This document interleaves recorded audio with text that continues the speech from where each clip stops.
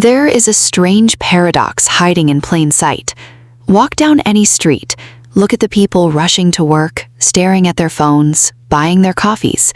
Most of them will spend the next 40 years of their lives chasing money. They will sacrifice their health, their time, and their peace of mind for it.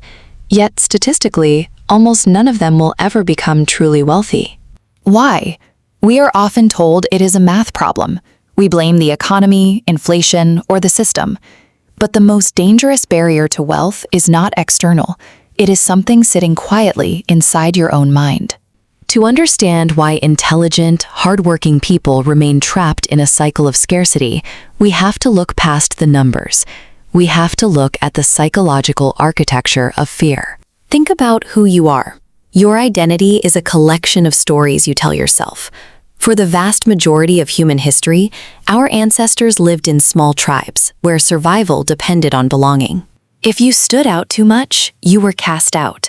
And in the ancient world, being cast out meant death. Our brains evolved to harmonize with our surroundings.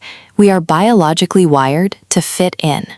Now bring that ancient brain into the modern economy. Your parents stress about bills.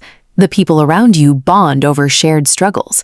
But what happens if you break that cycle? Your ego whispers a warning. If you succeed, you will be alone. Psychologists call this the fear of alienation. It is the reason people receive a bonus and immediately spend it on a luxury car. They are buying their way back to the comfortable, familiar feeling of scarcity. Success is unfamiliar, and the human mind will always choose familiar misery over unfamiliar freedom. In the mid-20th century, philosopher René Girard proposed the theory of mimetic desire. He realized that humans do not know what they want.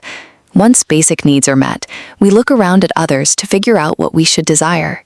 We don't actually want the designer watch. We want the prestige it signals. Consumerism is an economic system built entirely on this trap. The market understands you are seeking status, so it sells you the illusion of wealth.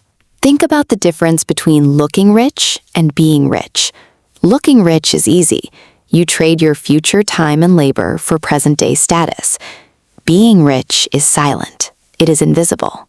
True wealth is the money resting in assets, compounding quietly. To build real wealth, you have to be willing to look poor while you acquire assets. Most people cannot tolerate that quiet humiliation. From the moment we enter school, we are conditioned to believe that time equals money.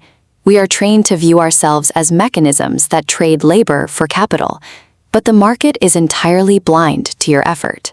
The market only rewards value, scale, and leverage. Moving from a worker to an architect is deeply unsettling. It feels like cheating. Our moral conditioning tells us money earned without sweat is less noble. We romanticize the struggle. Kahneman and Tversky discovered a glitch in our mental software called loss aversion. They proved the pain of losing $50 is twice as intense as the joy of finding $50.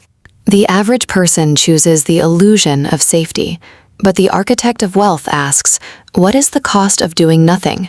They understand that in a world of disruption, standing still is the most dangerous risk of all. Money is stored energy. It is materialized freedom. It is the ability to wake up on a Tuesday morning and decide exactly what you want to do with your brief, fragile existence. To cross the barrier requires a death of sorts. The version of you that craves validation must die. The version of you that equates exhaustion with virtue must be dismantled. We are not afraid of failing to get rich. We are afraid of what happens if we succeed. Because if we succeed, we are stripped of all our excuses. We are forced to ask, if I have all the time and money in the world, what is my life actually for? The cage door is open. It has always been open. The question is no longer whether you can get rich. The mechanics are available to anyone with a quiet mind. The real question is what you are willing to give up to get there. Will you trade your ego for your freedom? Or will you walk back into the crowd, complaining about the cost of living, while your life slowly passes you by?